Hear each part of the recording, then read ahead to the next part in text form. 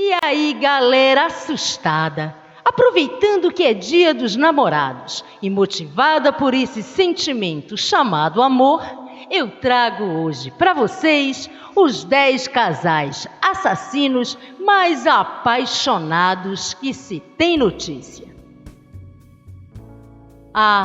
Dizem que o amor é um sentimento de carinho e que surge entre seres que possuem a capacidade de o demonstrar. Alguns acham que ele acontece à primeira vista, outros que nasce com o tempo, sendo considerado um sentimento complexo, mas muitas vezes fácil de ser confundido.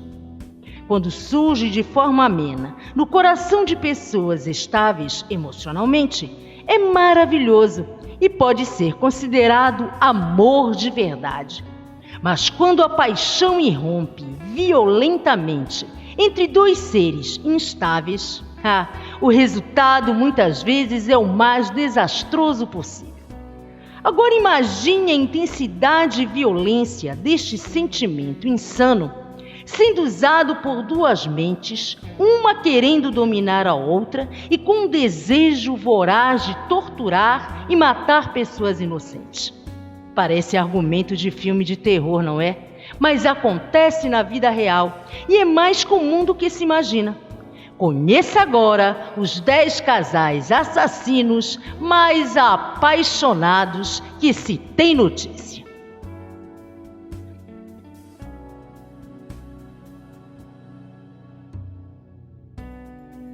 Apesar da diferença de idade, quando se conheceram, Alvin com 27 anos e Judith com 16, isso não foi problema, pois a semelhança nos ideais criminosos e violentos os tornaram almas gêmeas. Logo no início do relacionamento, os dois praticavam roubos e furtos, mas em 1982 sequestraram a sua primeira vítima, uma garota de apenas 13 anos, a qual foi diversas vezes abusada antes de ser morta. As ações eram praticadas por ambos, sendo Judith quem a matou. E daí não pararam mais, continuando sua sanha criminosa por 3 estados: Alabama, Tennessee e Geórgia. Foram acusados ao todo por 8 crimes, mas o número com certeza deve ser bem maior. Quando capturados, um tentou culpar o outro por seus atos, resultando que Alvin foi condenado a 2 prisões perpétuas, falecendo em 2005. Judith foi condenada à sentença de morte, mais tarde modificada para prisão perpétua.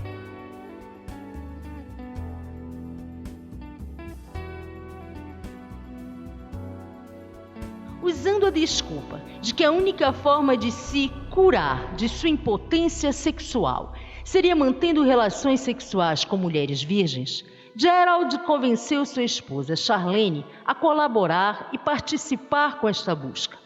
Entre os anos de 1978 e 1981, o casal capturou ao todo 10 mulheres que foram usadas como escravas sexuais, matando-as posteriormente.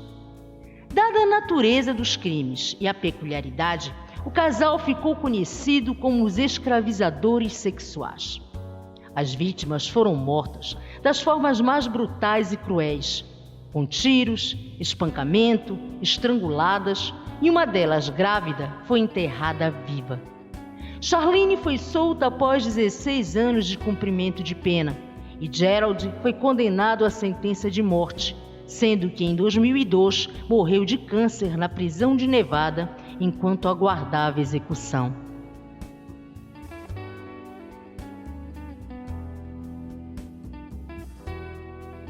Aparentemente normais e demonstrando a elegância nata dos ingleses, ninguém poderia imaginar a brutalidade e perversão dos crimes cometidos por eles durante 20 anos, entre 1967 a 1987. Fred costumava pegar meninas em pontos de ônibus nos arredores de Gloucester, raptá-las e aprisioná-las em sua casa durante vários dias, torturando-as, estuprando-as antes de matá-las, desmembrá-las e depois enterrá-las com a ajuda de Rosemary no jardim de sua casa. Rosemary também trabalhava como prostituta enquanto seu marido assistia a tudo. O quarto da casa onde moravam e no qual Rose atendia seus clientes tinha câmeras e uma luz vermelha, tudo montado para que Fred pudesse assistir. Um dos visitantes mais frequentes era o próprio pai de Rosemary. Ela teve 8 filhos, sendo 5 de Fred e outros 3 gerados por clientes. Contam que, cansado de estuprar Rosemary, o pai passou a estuprar a neta Anne Marie. Apesar de terem sido condenados por 12 assassinatos, há boatos de que o número poderia incluir 20 vítimas.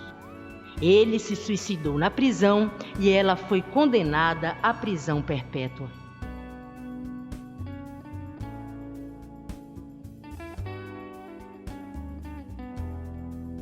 Eles são considerados como um dos primeiros e mais notáveis casais de assassinos. Martha e Raymond Fernandes ficaram conhecidos como os assassinos dos corações solitários ou os assassinos da lua de mel. Eles se conheceram através dos anúncios de jornal no estilo solteiro procura.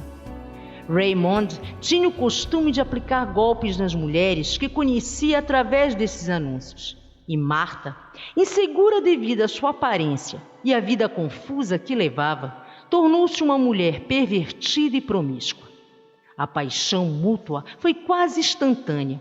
Rapidamente, ela começou a participar dos golpes de Raymond, fingindo ser sua irmã. Contudo, sua natureza explosiva e ciumenta gerou em Martha uma fúria incontrolável. E não suportando ver seu amado se relacionar com outras mulheres, assassinou as rivais. Ambos foram condenados à cadeira elétrica por 12 crimes, mas acredita-se que o número real chegou aos 20. Antes da execução, ambos fizeram uma apaixonada declaração de amor existente um pelo outro.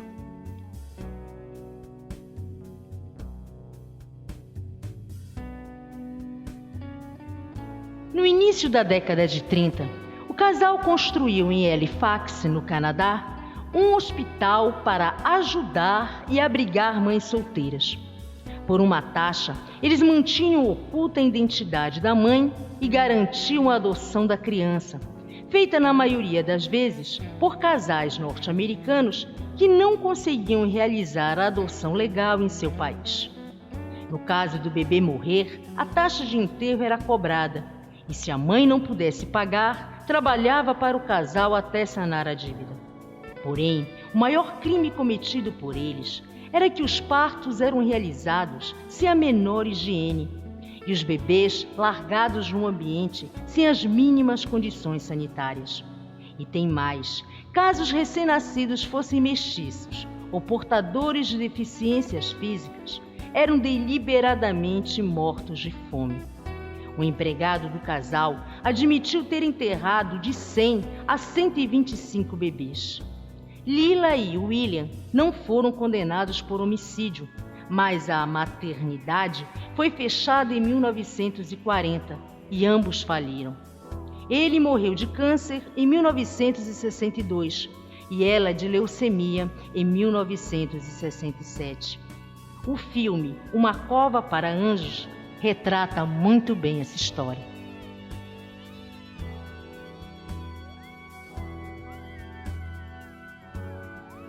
Este casal de ingleses se conheceram quando trabalhavam em uma companhia química.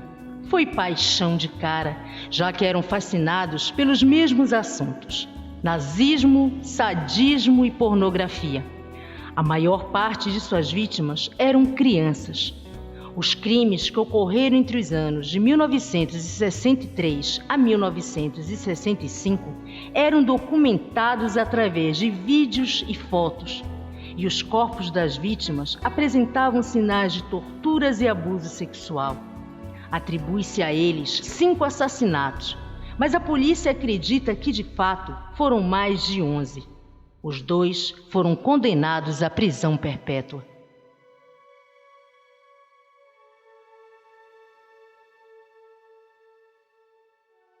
Conhecidos como Barbie e Ken assassinos, esse casal canadense passaram nos anos 90, durante o casamento, a cometer crimes de natureza sexual, sendo que a primeira vítima do casal foi a irmã mais nova de Carla, Tammy, uma garota de 15 anos que foi dada de presente ao marido pela própria irmã. A moça foi sedada com sonífero para cavalo e abusada diversas vezes de todas as formas. Tudo aconteceu na casa da família enquanto os pais dormiam e a ação criminosa foi filmada. A vítima acabou se sufocando com o próprio vômito e faleceu, o que fez os familiares acreditarem em morte por choque acidental. Insatisfeito com um presente dado por Carla, mais 2 garotas foram capturadas pelo casal e abusadas e mortas, uma de 14 anos e outra de 15. Paul foi sentenciado com prisão perpétua e Carla pegou 12 anos, alegando que fazia isso para não ser morta pelo marido.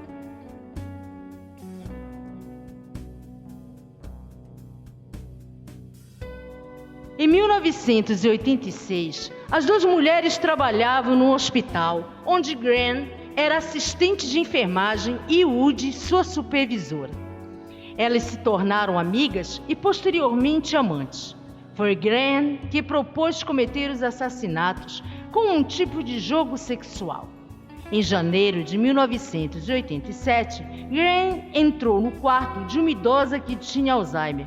Incapaz de se defender, ela se tornou a primeira vítima do casal. Como a morte da mulher pareceu natural, uma autópsia nunca foi realizada.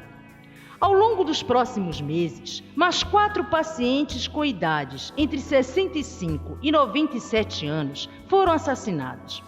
As mulheres transformaram a escolha das vítimas em um jogo, selecionando-as pelas iniciais do nome, que deveria formar a palavra murder, que, traduzido, significa assassinato. As 2 relatavam os assassinatos aos colegas de trabalho, que achavam ser pegadinha, e Gran tirava lembranças das vítimas, como presilhas, lenços, dentaduras. O casal rompeu quando Woody se recusou a matar ativamente um paciente para provar seu amor por Gran. Foi somente em 1988, depois que Woody confessou os assassinatos ao ex-marido e ele foi à polícia, que as investigações começaram. Após vários meses e com provas suficientes, em dezembro de 1988, ambas foram presas. Gran foi considerada culpada por 5 homicídios e conspiração em outros assassinatos, recebendo pena de prisão perpétua. Já Woody recebeu apenas 40 anos de detenção.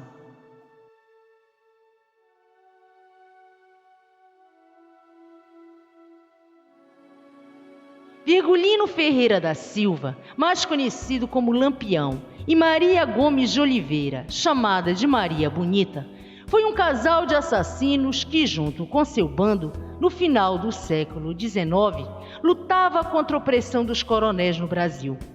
O movimento ficou conhecido como cangaço. No Nordeste daquela época, a seca, a miséria e a disputa por terras assolava a região. Lampião e sua mulher Maria Bonita roubavam de ricos e enfrentavam a polícia, espalhando medo por onde passavam. Alguns encaravam os cangaceiros como um grupo de bandidos. Outros os adoravam por lutarem contra a ditadura imposta pelos latifundiários. Lampião era temido por onde passava, mas usava da violência apenas contra as forças opressoras e costumava ajudar a gente pobre e sofrida do sertão. Em 1938, a polícia conseguiu capturar Lampião, Maria Bonita e seu bando num sítio no interior de Sergipe, onde foram executados e degolados, sendo suas cabeças mumificadas e expostas no museu na Bahia, até serem enterradas em 1968.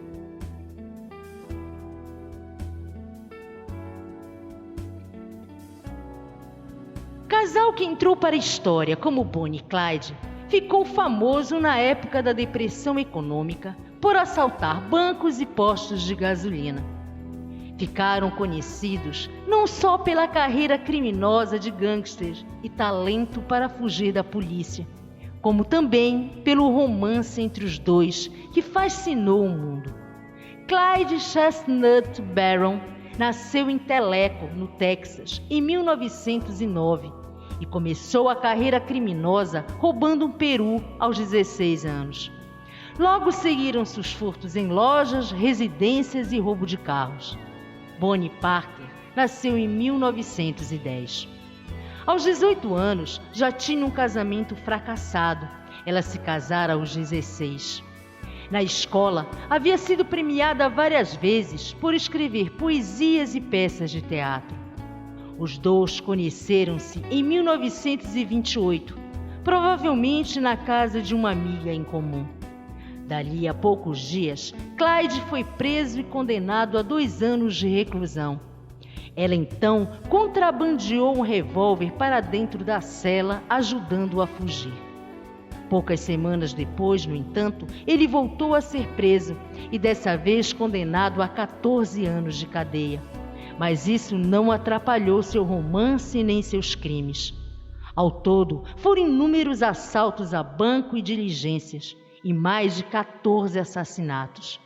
No dia 23 de maio de 1934, o casal de criminosos americanos mais famosos e procurados dos Estados Unidos caíram numa armadilha da polícia e foram mortos num tiroteio com franco-atiradores da polícia de Louisiana.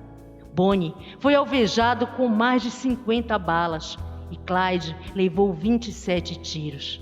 A saraivada de tiros acabou com suas vidas, mas iniciou uma lenda. É isso aí, galera assustada. Se gostaram do vídeo, deem um like e se inscreva no canal. Assim você estará ajudando a Senhora Morte a fazer mais vídeos interessantes para matar a curiosidade de vocês. E eu prometo não te visitar tão cedo.